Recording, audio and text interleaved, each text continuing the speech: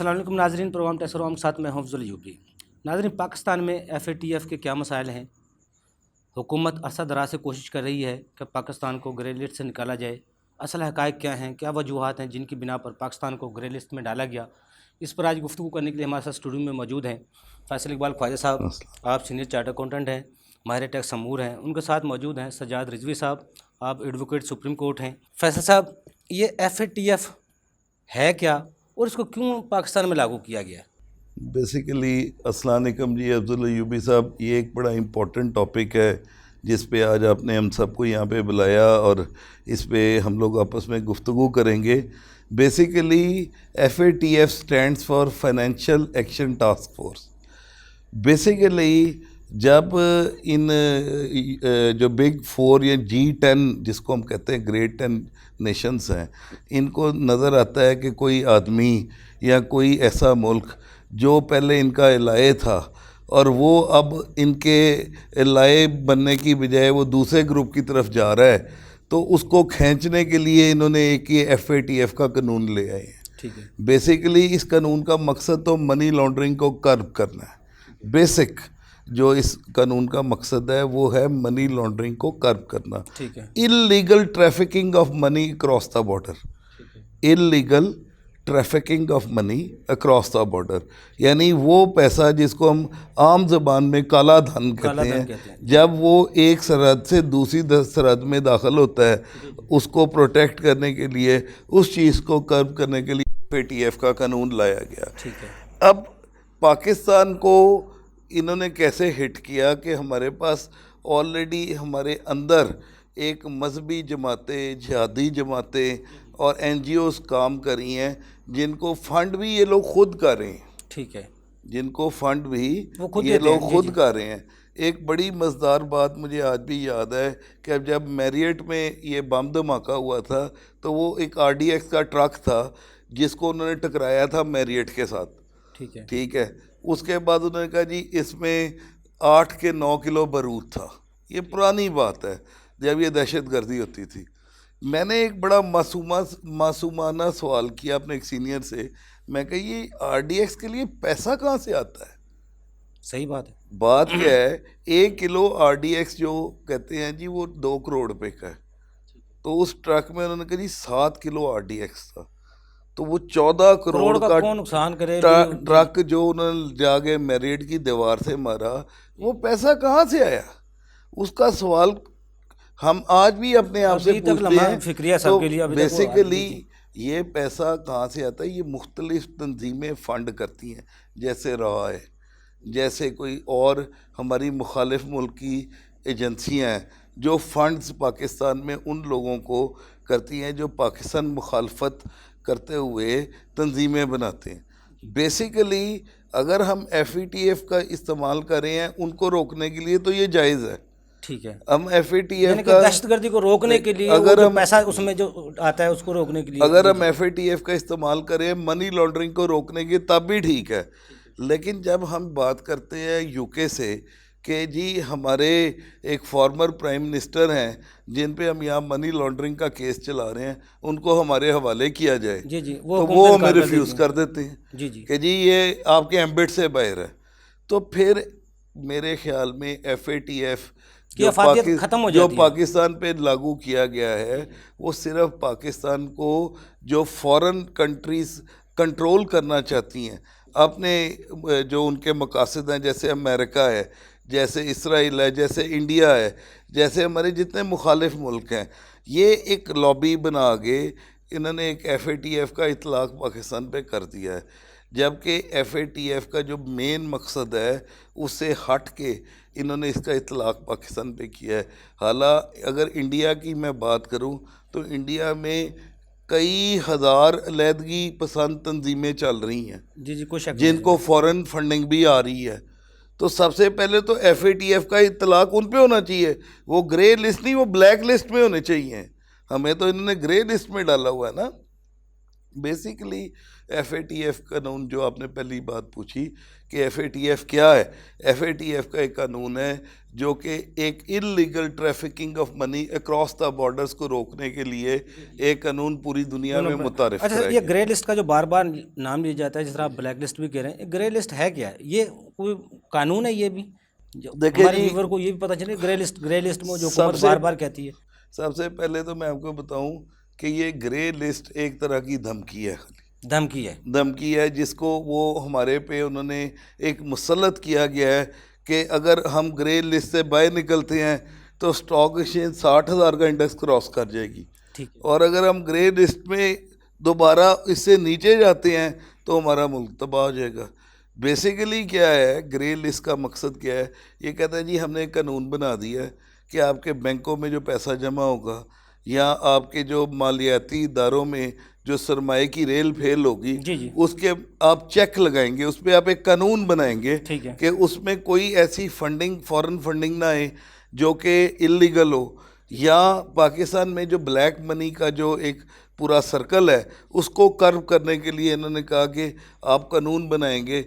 For example Afzal Ayubi साहब ने अगर आज बैंक में, जब मैं अपनी मिसाल देता हूँ, मैंने एक कोई 10 के 12 लाख की पेमेंट कैश में जमा करवानी थी एक बैंक में, तो हबीब बैंक की बात करूँ, तो मैंने जब वहाँ पैसे भेजे तो काउंटर पे जो बैठा बंदा था उसने कहा जी सबसे पहले तो आप ये लिखें कि ये पैसे कहाँ से आए, नंबर 2 आपकी वेल्थ स्टेटमेंट में इतने पैसे वाइट डिक्लेयर्ड हैं तो फिर हम ये जमा करेंगे, वरना हम ये पैसे जमा करने से इनकारी हैं।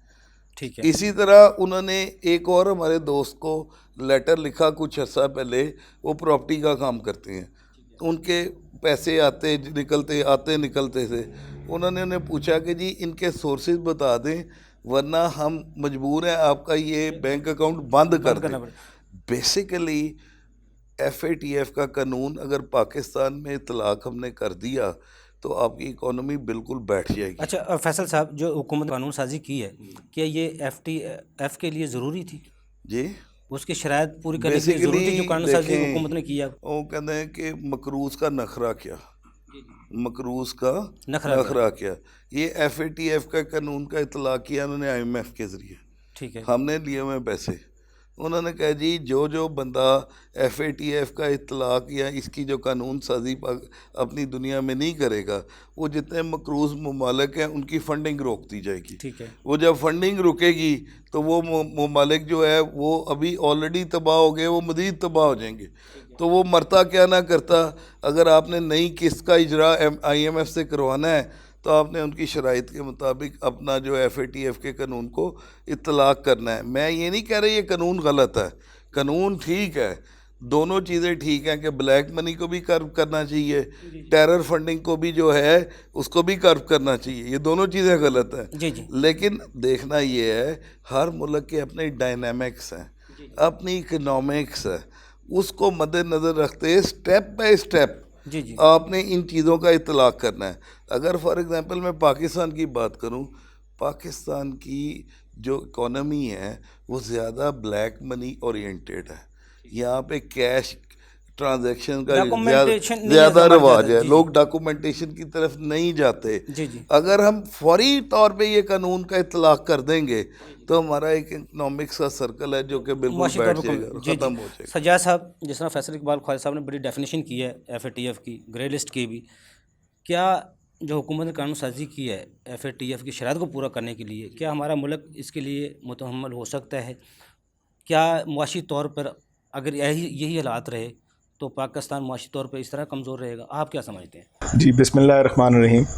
इसके अंदर बेसिकली अगर मैं बैकग्राउंड के साथ थोड़ा सा चलूँ FATF एंड पाकिस्तान की स्ट्रगल विद FATF, क्योंकि ख्वाजा साहब ने बिल्कुल सही फरमाया था कि ये एक वॉच डॉग क्रिएट हुआ जिसका नाम FATF है। इस वॉच डॉग ने बड़ी ज़्यादा अपने 200 मुल्कों को इकट्ठा कर लिया और उसके अंदर उनके ऊपर एक सुपर पावर के तौर पे बन के बैठ गया, सेइंग कि जी कि अब हम आपका एनालिसिस करेंगे कि आप चलते किस तरह। ईमानदारी से चलते हैं या जी बेईमानी से चलते हैं? उसके अंदर उन्होंने जो शर्त रखी या शराइत रखी, उनमें से एक बड़ी इंपॉर्टेंट उन्होंने कहा कि जी हम 2 चीज़ों को आपकी वॉच करेंगे। एक करेंगे हम आपकी टेरर फाइनेंसिंग को, और दूसरी है मनी लॉन्ड्रिंग को, क्योंकि because according to the international standards ये दोनों हैंड इन हैंड चलते हैं आपस में। इसीलिए अगर आप देखा जाए तो एक बिटकॉइन क्रिप्टो करेंसी पाकिस्तान के अंदर वो उसका भी एक एंगल आया, और बहुत डिफरेंट तरीके से पाकिस्तान इस पर रहा। हिस्टोरिकली स्पीकिंग 2009 में जब इनका पाकिस्तान का एनालिसिस हुआ तो पाकिस्तान ब्लैक लिस्ट में चला गया 2010 से 12 के दरमियान, बट पाकिस्तान उसके बाद फिर FATF की कंप्लाइंस करके बाहर निकला है। फिर दोबारा ग्रे लिस्ट के अंदर चले गए 2015 के अंदर। उसके बाद अब ये पाकिस्तान के अंदर जब नवाज शरीफ साहब की गवर्नमेंट के एंड डेज़ आ रहे थे तो उस टाइम एकदम ये बहुत ज़्यादा इरप्ट हो गया, क्योंकि बिकॉज उस टाइम पाकिस्तान में एक बहुत पॉलिटिकल टर्मोइल था। नवाज शरीफ साहब की गवर्नमेंट एग्ज़िट कर रही थी, PTI की गवर्नमेंट बज़ाहिरी तौर पे लग रहा था कि वो पाकिस्तान के अंदर एक टेक ओवर करने लगी है। तो इस असना में FATF और ग्रे लिस्ट की जो सबसे पहली चीज़ PTI की गवर्नमेंट के हाथ पे रखी गई वो FATF की शराइत रखी, क्योंकि बिकॉज अगेन कोई भी कंट्री को चलाने और इकोनॉमिकली स्टेबल करने और पाकिस्तान को एक, क्योंकि PTI का नारा ही सबसे पहले ये था कि जी कि हम पाकिस्तान को अपने पैरों पे खड़ा करेंगे, हम किसी से पैसे नहीं मांगेंगे। तो उन्होंने कहा कि जी चलो यार कोई बात नहीं, बिस्मिल्लाह पहले इस वॉच डॉग से तो मिलो ना। तो उस वॉच डॉग ने उस दिन, वो दिन और आज का दिन 2 साल गुजर गए। FATF की शराइती थी सजा साहब, जो इमरान खान साहब एक नारा लगा रहे थे ओवरसीज़ पाकिस्तानी सरमायाकारी लेकर आएंगे, इसकी वजह से वो रुकी सारी ओवरसीज़ पाकिस्तानी को। अब भी इसकी वजह से किन किन मुश्किलात का सामना, लेकिन ब्रेक से बाद आपसे जवाब लेता हूँ। नाज़रीन यहाँ छोटा सा कमर्शियल ब्रेक, हमारे साथ रहिएगा।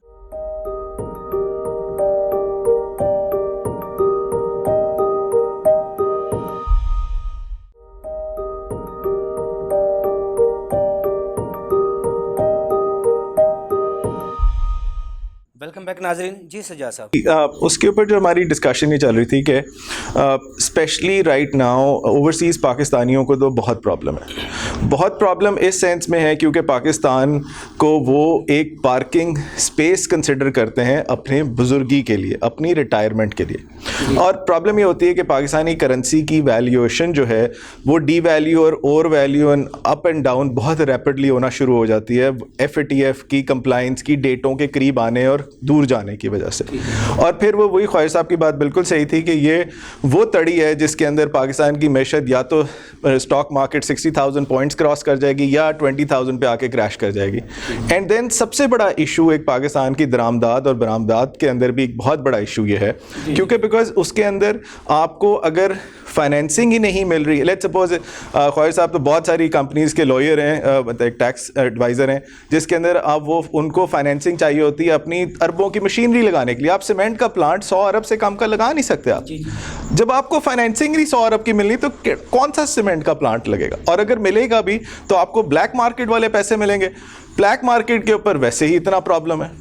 सो अनफॉर्चुनेटली मेरी नज़र में करंट गवर्नमेंट के लिए बहुत बड़ा चैलेंज है। जिस तरह आज ही बल्कि आई थिंक सारों के व्हाट्सएप और ट्विटर के ऊपर आना शुरू हो गया होगा कि anti money laundering act 2020 second amendment भी आज लॉन्च हो चुकी है, जिसके अंदर प्रेसिडेंट साहब ने भी साइन कर दिए हैं और पार्लियामेंट से तो हो चुका है। सो इसलिए और वो एक इवन अब आपके जो बैंक, जो खैसा बैंक की बात कर रहे थे कि जी आप बताएं KYC जो है, अब KYC जो नो योर कस्टमर बेसिकली इसका शॉर्ट लॉन्ग वर्जन है। सो KYC को भी और कॉम्प्लिकेट कर दिया गया है, इतना कॉम्प्लिकेट कर दिया गया है कि आपसे बेहतर है कि ज़मीन के अंदर पैसा गाड़ के ना ज़मीन में रख लें तो ज़्यादा आसान रहेगा। बहुत करीब से जानते हैं, कानून को बहुत पढ़ते हैं आप। जो इसकी हुकूमत क्या इसकी FATF की शराइत की वजह से कोई गैर ज़रूरी पाबंदियाँ भी आयद कर रही है आपकी नज़र में? जी देखें, गैर ज़रूरी फिर वही वाली बात है कि मरता क्या ना करता, गैर ज़रूरी को भी करना ज़रूरी है।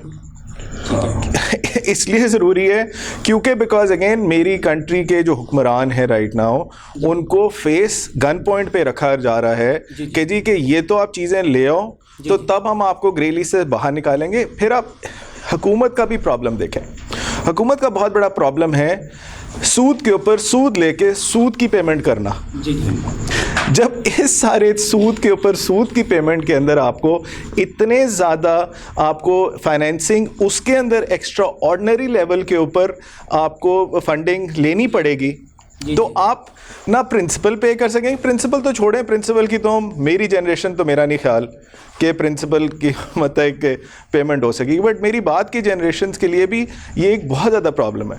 तो इसलिए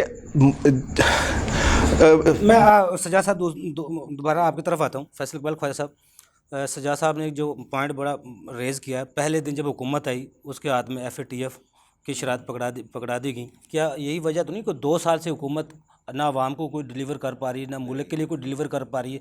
दूसरा, जो आज अपोजिशन सरापा एहतजाज है FATF की वजह से, क्या उनके मुतालबात आप समझते हैं कोई जायज़ हैं?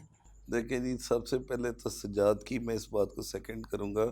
बड़ी अच्छी बात इन्होंने की कि रोज़ एक टीवी टिकर चलता है कि इस हुकूमत ने रिकॉर्ड कर्जे लिए। जी जी। अब वो रिकॉर्ड कर्जे क्यों लिए जा रहे हैं, सबसे पहले तो बात ये समझने वाली।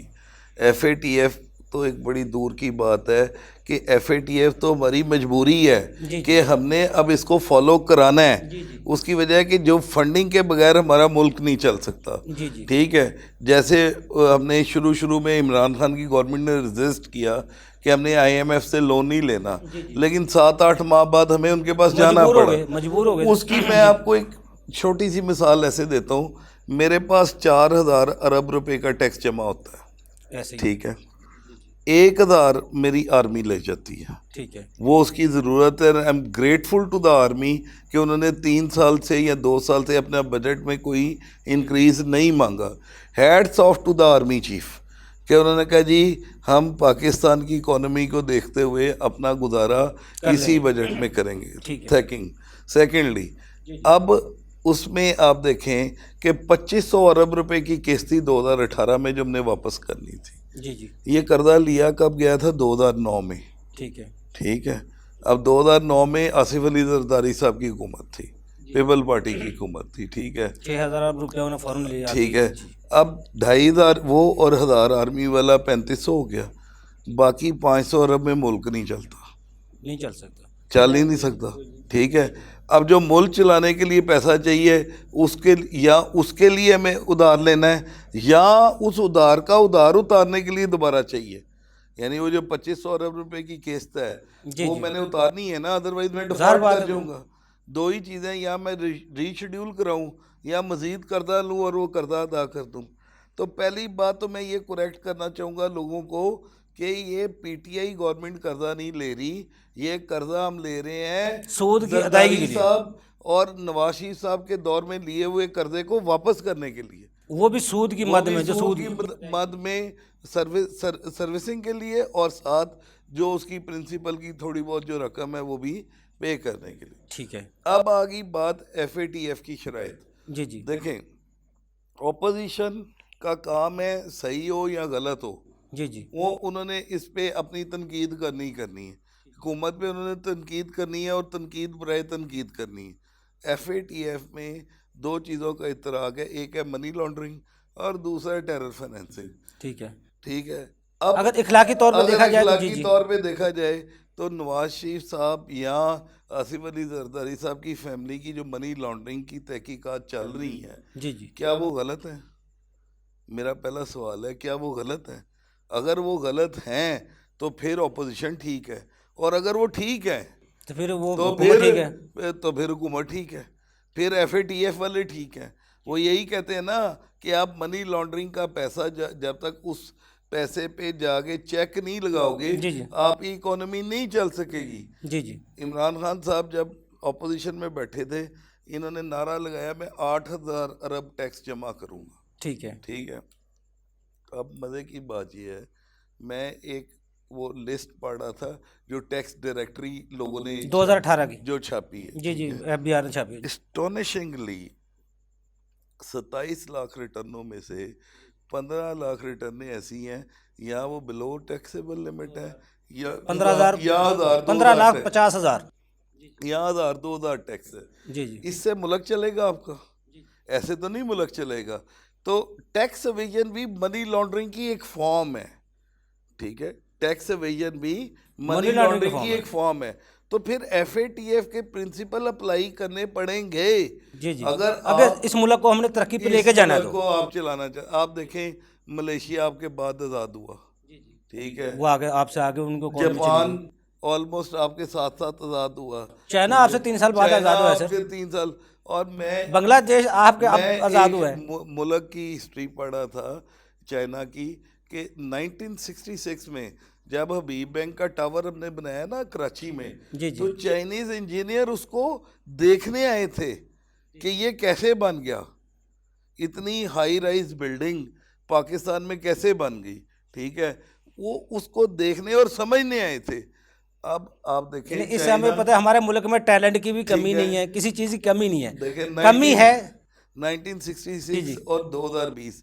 अब हम जाके चाइना से सीख रहे हैं कि वो ये क्या हो गया जी, ये कौन सी टेक्नोलॉजी, ये क्या है, ये वो जो बात करते हैं ना, हमने जो कर्जा लिया $96 बिलियन का, जो अब $100 अरब से ऊपर चला गया, जी जी, यार उसका ऑडिट करो, वो लगा कहाँ पे, जी जी, उसका तो हिसाब दे दो। वो तो देखो आज तक हमारे मुल्क में मेरी और आपकी नस्लें मकरूज होगी उस कर्जे के लिए जो हमारे पे सर्फ ही नहीं हुआ। जी जी, ठीक है, अब अगर हम कहते हैं कि उस पैसे का कम से कम ऑडिट करा दो कि ये पैसा लगा कहाँ था, तो गलत क्या वो बताने के लिए जरूरी कोई तो समझता नहीं कोई। FATF में दो चीज़ें हैं, एक टेरर फाइनेंसिंग, एक मनी लॉन्ड्रिंग। मुझे बताएं इन दोनों में गलती क्या है? फैसल साहब वो जिस तरह आप कह रहे हैं वो तो सही है, ये कानून तो बिल्कुल, लेकिन फैसल साहब अगर यही सवाल हम अगर हुकूमत से पूछते हैं, जो 4000 रुपया अरब इकट्ठा हो रहा है टैक्स की मद में, और किसी भी मुल्क की तरक्की का तो राज टैक्सेस हैं, लेकिन उसमें 4000 में 2800 अरब रुपया आपका NFC की तरफ चला जाना है, 1200 अरब रुपया आपका दिफा पे चले जाना है, तो हुकूमत कहाँ खड़ी है? ज़ीरो पे। उसलिए कर्जे भी लेने पड़ते हैं, या टैक्स निज़ाम को बेहतर बना के आप अपनी आमदन को बढ़ाएं। आप NFC को छोड़ें, जी जी, जो वापस करना है किस्तें, वो भी तो फेडरल गवर्नमेंट ने करनी है, जो शरायत हैं। इसीलिए क्या जाता है ना कि 18वीं तरमीम पास करके इन्होंने एक बहुत बड़ा जुल्म कर दिया पूरे मुल्क। आप देखो ना सिंध में, जी जी, उस बजट का क्या कर रहे हैं वो सिंध वाले, जो इस वक्त उस 18वीं तरमीम का एक नाजायज़ फ़ायदा उठा रही पीपल पार्टी, जो सिंध को बजट एलोकेट हो जाता है सारा, या वो जो बजट एलोकेट हो जाता है बलूचिस्तान को, यार उसका हिसाब कौन लेगा?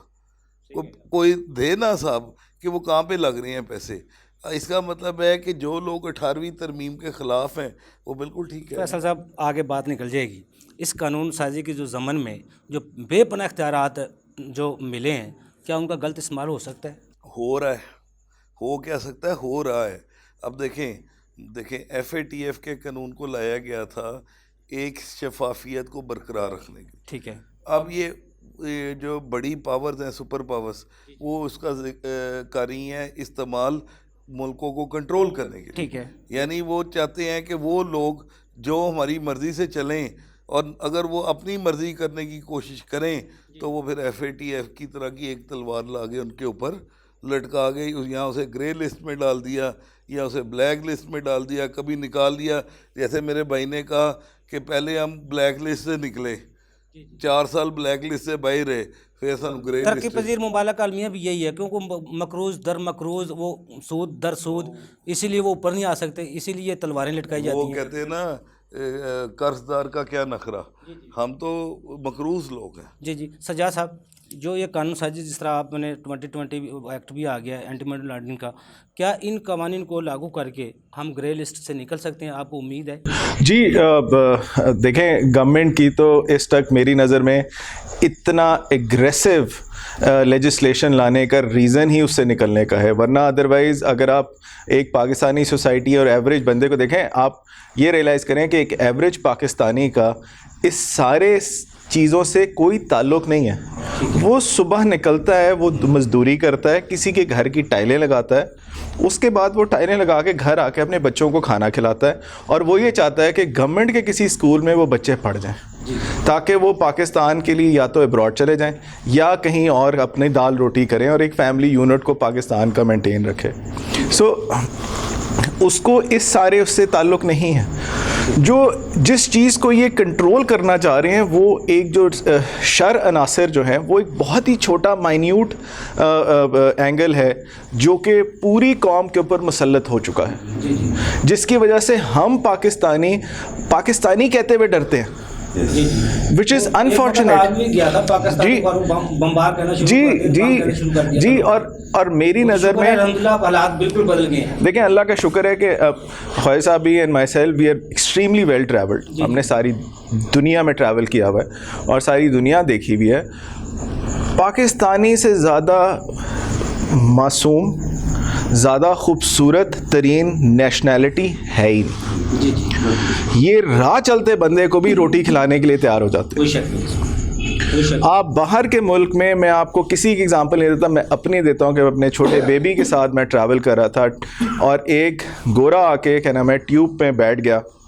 उसने देखा कि मैंने एक मासूम बच्चा लाइक चंद महीनों का पकड़ा हुआ है, वो उठा नहीं अपनी सीट से। हमारे टोटल रिवर्स है। तो इसलिए हमारी नेशन एक बड़ी खूबसूरत और बड़ी अच्छी नेशन है। अच्छा सज्जाद साहब, इस कवानीन है जी, इसके जो शराइत हैं, क्या हमारी इकॉनमी को भी सुस्त रवि का शिकार कर सकते हैं ये कवानीन? देखें जी, ऑब्वियसली जितना एग्रेसिव ये आए हैं हमारे और अच्छा इंटरेस्टिंग बात ये है कि जो हमारे इंस्टीट्यूशंस हैं which is FATF is predominantly banks, और बैंक्स के अंदर जो जिस तरह ख्वाजा साहब बता रहे थे कि 12 लाख तक उन्होंने एक्सेप्ट नहीं किया, तो अब आप ये सोचें आप 5 रुपए भी शायद ना रखवा सकें। सो एक ये बड़ा डिफ़िकल्ट सिचुएशन होगी क्योंकि बैंक्स को अपनी अच्छा, और बैंक्स के ऊपर स्टेट बैंक ऑफ पाकिस्तान है। स्टेट बैंक ऑफ पाकिस्तान का प्रॉब्लम ये है कि वो डायरेक्टली FATF की टीम के साथ रिपोर्ट कर रहा है।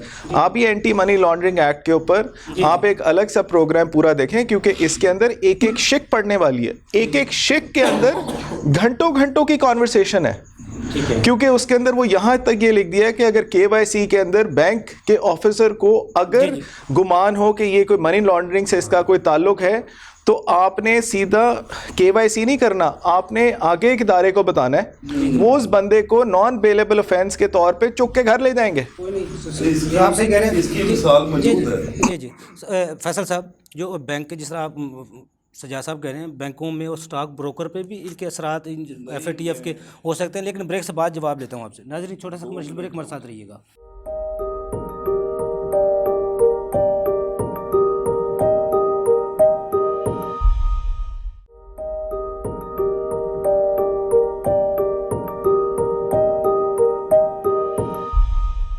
वेलकम बैक नाजरीन। जी फैसल साहब, यार जो FATF के जो असरात हैं, ये स्टॉक ब्रोकर हैं या बैंक हैं, इनके ऊपर भी हैं असरात जो हमारे हो रहे हैं? इकोनॉमी पे ओवरऑल इसके बहुत बड़े और मनफी असरात मुरतब होने वाले हैं। उसकी वजह एक है लाइल्मी, ठीक है, कानून से लाइल्मी। हम बैंकर जो बच्चे बिठा देते हैं, जो ग्रेड 3 में नए ट्रेनीज आते हैं, उनको हमने मनी लॉन्ड्रिंग के एक्ट पे या मनी लॉन्ड्रिंग की शराइत पे कोई ट्रेनिंग नहीं कराई। जी जी। ना ही उन्हें इस चीज़ का फ़र्क पता है कि जेन्युइन कस्टमर से कैसे बात करनी है और नॉन जेन्युइन से कैसे बात करनी। मैं आपको एक मिसाल देता हूँ। हमारे एक दोस्त हैं, उन्होंने डिफेंस में अपना घर बेचा 2.5 करोड़ रुपये का। ठीक है।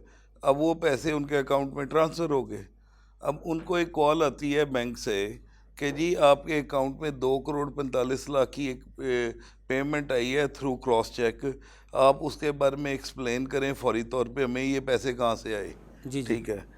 अब पहली तो चीज़ देखें कि अगर अकाउंट टू अकाउंट ट्रांसफ़र हो रहा है तो बैंकर को अपने क्लियरिंग हाउस से या क्लियरिंग एजेंसी से एक डेड चेक ले लेना चाहिए और वेरीफाई कर लेना चाहिए पेमेंट कहाँ से आई।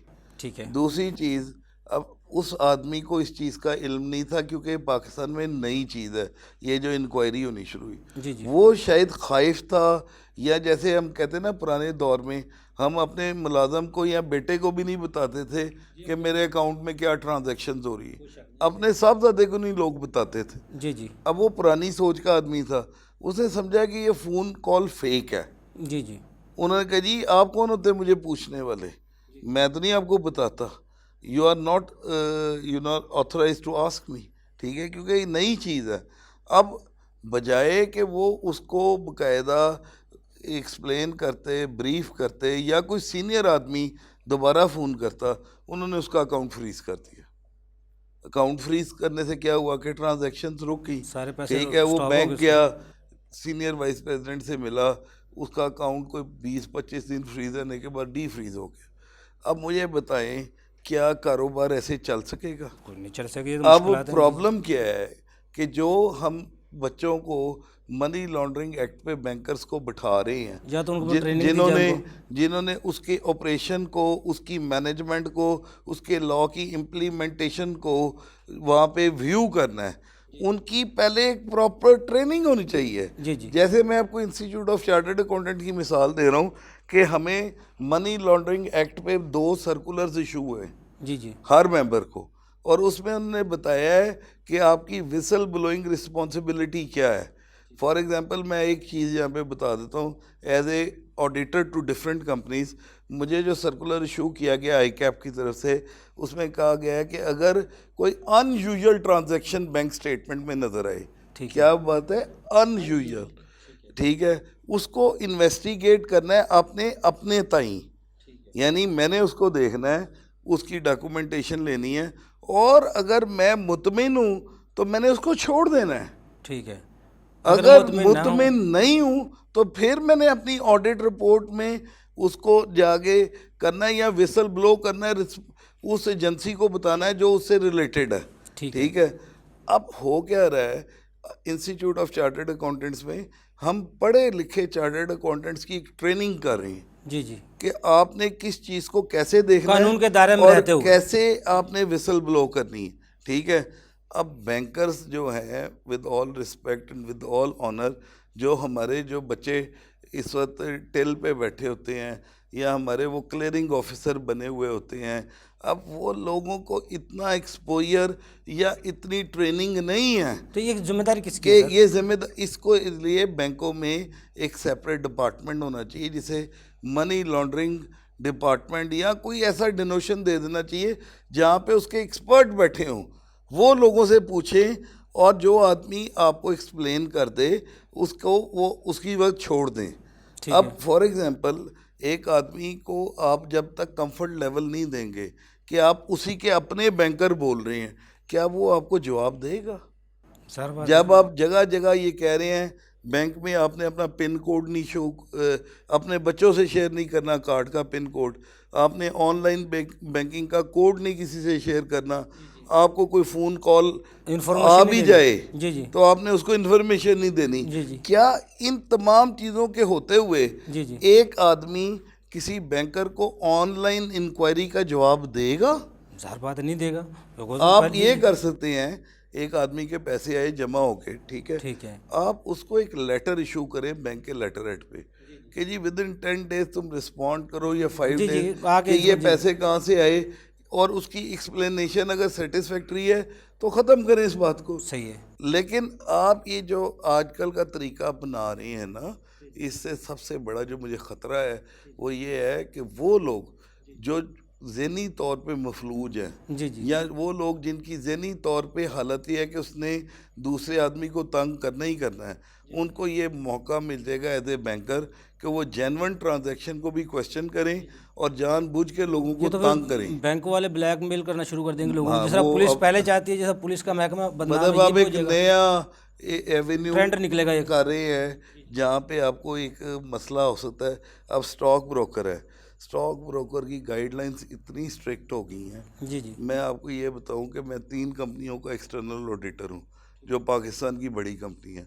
वहाँ पे अकाउंट ओपनिंग फॉर्म पे जो सख्ती कर दी गई है, जी जी, और वहाँ पे जो उसके रेगुलेशंस बना दिए गए हैं, कोई भी आदमी स्टॉक एक्सचेंज में इन्वेस्टमेंट करने से पहले 4 दफ़ा सोचेगा। ज़ाहिर बात है। अच्छा जी जी फैसल साहब, क्योंकि टाइम कम है, मैं सवाल मेरे पास पीछे फिर रह जाएंगे। जो जितना बढ़ा चढ़ा कर शोर शराबा किया जा रहा मुल्क में, क्या इससे मुल्क की बदनामी नहीं होती इसके अवानीन के वाले से? देखें जी, ये तो हमें 2 चीज़ों को सोचना है, अपोजिशन को भी और हुकूमत को भी।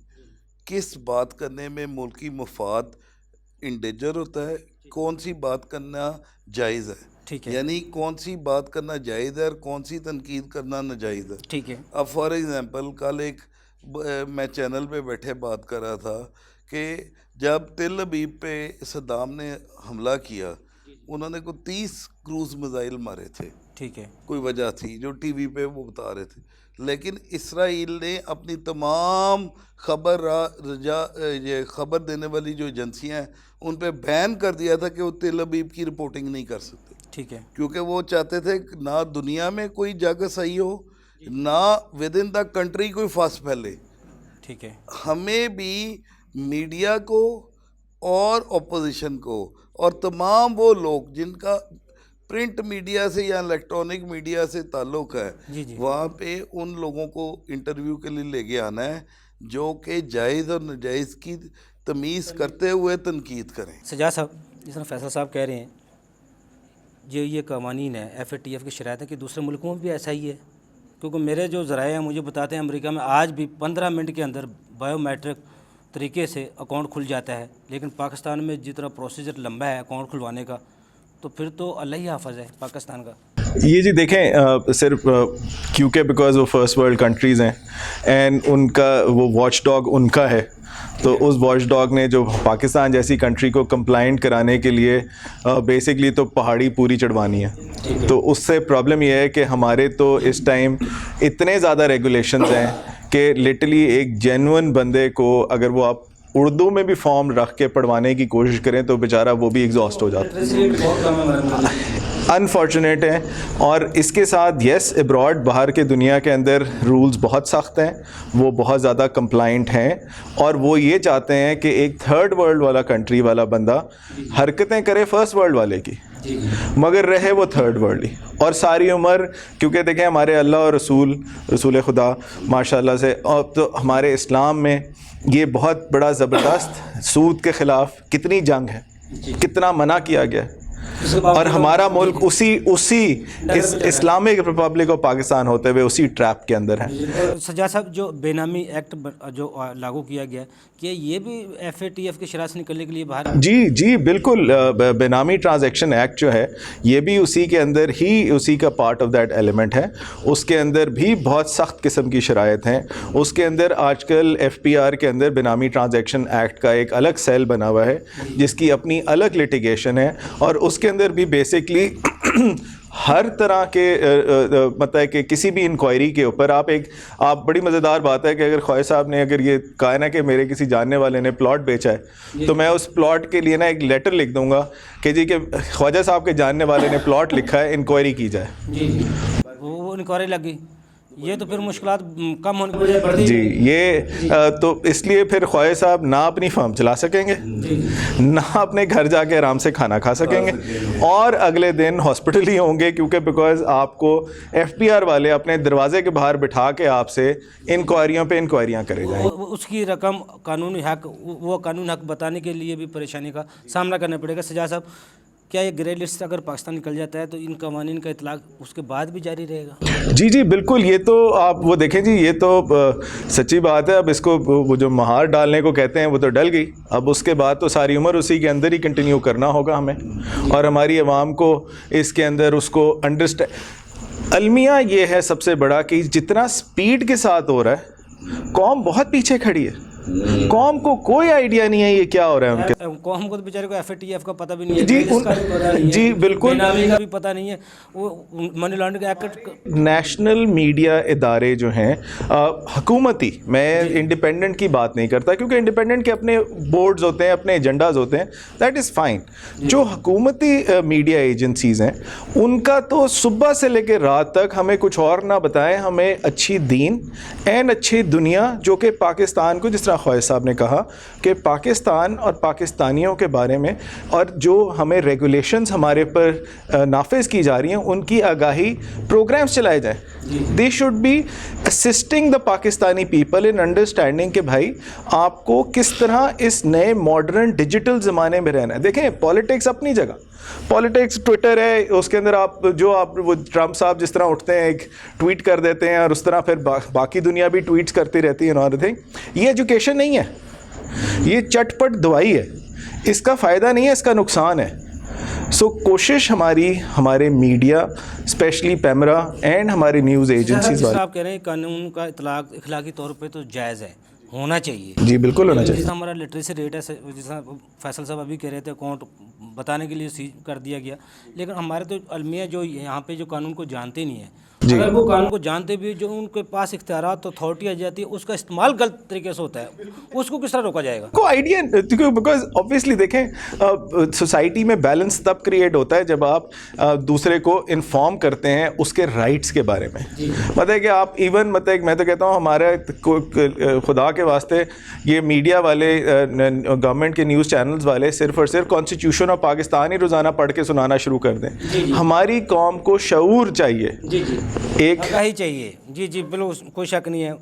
फैसल साहब 1 मिनट है प्रोग्राम में, मैं चाहता हूँ अगर इन बेनामी FATF मनी लॉन्ड्रिंग एक्ट इनके होते हुए माशी तौर पे अपने मुल्क को किस तरह तरक्की पर ले जा सकते हैं?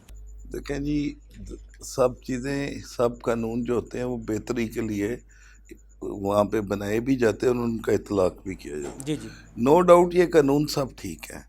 बेनामी एक्ट कानून पाकिस्तान में आज से 100 साल पहले, जब अगर अल्लाह करे 70 साल पहले जब पाकिस्तान बना था, तब ही आ जाना चाहिए था जी कि बेनामी जायदाद आप कोई नहीं ख़रीद सकते।